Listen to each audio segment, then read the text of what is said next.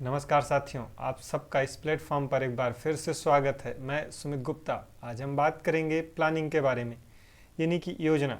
आप अक्सर जो है अपने जीवन में हो या फिर प्रशासनिक जीवन हो या फिर आप सामाजिक जीवन जी रहे हैं या फिर आप एक स्टूडेंट जीवन जी रहे हैं, तो आपको अक्सर जो है कोई ना कोई योजना या फिर कोई ना कोई प्लानिंग बनानी पड़ती है। जैसे आप एग्जाम्पल के तौर पर देख सकते हैं कि आप आईएएस की तैयारी कर रहे हैं, तो आपका एक स्टडी जो है टाइम टेबल की एक प्लानिंग होगी कि मुझे इतने इतने टाइम तक ये पढ़ना है। तो ये प्लानिंग आपकी कब सफल होगी, कब असफल होगी, इसके बारे में हम कुछ बात करेंगे। जब आप योजनाएं बनाते हैं तो कहीं ना कहीं आप वर्तमान की चीज़ों को अध्ययन करते हैं या फिर भविष्य की चीज़ों का पूर्वानुमान आप लगाते हैं। क्या होता है कि कई बार जो है इसका जो योजनाएं जो आप बनाते हैं, इसका जो परिणाम होता है वो भविष्य पर निर्भर करता है। यानी कि वर्तमान में तो आपने निर्णय लिया, लेकिन इसका जो परिणाम होगा वो भविष्य पर निर्भर करेगा। तो ये कहीं ना कहीं एक जोखिम भरा कार्य माना जाता है। इसलिए हर कोई जो है योजनाएं बना तो लेता है, लेकिन वो असफल हो जाता है। आज हम बात करेंगे कि योजनाएं आप कैसे बनाएं कि आपकी योजना 100% सफल हो जाए। इसके कुछ अपने पैमाने हैं, हम एक एक करके जो है आपको बता रहे हैं। पहली बात तो योजना आप बना रहे हैं तो उसमें 4 चीज़ों का होना बहुत ज़रूरी है। एक रूपता होनी चाहिए, उसमें निरंतरता होनी चाहिए, लोकशीलता होनी चाहिए उसमें, और निश्चितता होनी चाहिए। ये 4 चीज़ें होनी चाहिए। ये जो 4 चीज़ें होनी चाहिए, इसके जो बताने वाले जो थिंकर हैं वो एक फ्योल हैं, एक प्रशासनिक जो है चिंतक हैं। अगर हम एक रूपता की अगर बात करें दोस्तों, तो कहीं ना कहीं किसी भी निर्णय के लिए सबसे महत्वपूर्ण जो है घटक होता है एक रूपता, जिसके अंतर्गत एक समय में जो है एक ही लक्ष्य का निर्धारण किया जाए, न कि जो है बहुत सारे लक्ष्यों का निर्धारण कर लिया जाए। अगर आप बहुत सारे लक्ष्यों को अगर निर्धारित करके योजनाएं बनाते हैं तो जो है कहीं ना कहीं उसमें असफल होने की संभावनाएं रहती हैं।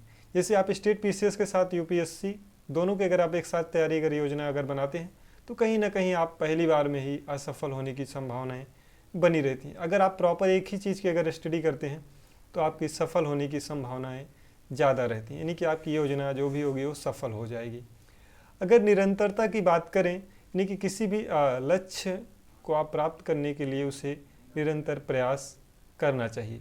ऐसा ना हो कि आपने योजनाएं बना ली, लक्ष्य आपका निर्धारित हो गया और आपने कहीं ना कहीं उसे निरंतर कार्य नहीं कर रहे हैं। यानी कि आप एक दिन अपना स्टडी टेबल बनाया और 4 दिन पढ़ रहे हैं, दूसरे दिन आप ब्रेक मार ले रहे हैं, तो ये भी कहीं ना कहीं फिर आपकी योजनाएं यहाँ पर विफल ही होंगी, अगर आपने निरंतरता अगर नहीं बना के रखा है तो।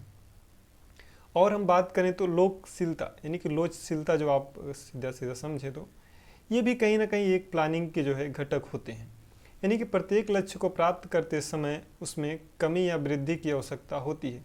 यानी कि आपने योजनाएं अगर आपने 8 घंटे स्टडी के बना ली तो ज़रूरी नहीं कि आप 8 घंटे ही पढ़ें, उसमें आप कभी कभी जो है 6 घंटे या फिर कभी कभी आप 10 घंटे भी आप पढ़ सकते हैं। ऐसी योजनाएं आपकी होनी चाहिए। ऐसा ना हो कि 8 घंटे का ही आपने टाइम टेबल बनाया और फिर आप ज़्यादा देर तक स्टडी करने की अगर आपका इच्छा भी है तो आप नहीं कर रहे हैं। तो ऐसा आप कतई भी ना करें। आपकी कम पढ़ने का इच्छा है तो आप कम पढ़ें, ज़्यादा पढ़ने की इच्छा है तो आप ज़्यादा भी पढ़ें। आपकी योजनाओं में ये चीज़ें होनी चाहिए। अगर हम निश्चितता की बात करें तो ये भी आपकी योजना या फिर आपकी प्लानिंग में होनी चाहिए। इसके अंतर्गत किसी भी लक्ष्य को निर्धारित समय में पूर्ण करना अनिवार्य होता है। यानी कि आपने अगर योजनाएं आपने बना ली, उस योजनाओं को आप निर्धारित समय पर ही देखें। ऐसा ना हो कि अगर आपने 8 से 10 अगर पढ़ने का अगर टाइम टेबल बनाया है तो कभी आप 8 से 10 पढ़ रहे हैं तो कभी आप 10 से 12 पढ़ रहे हैं।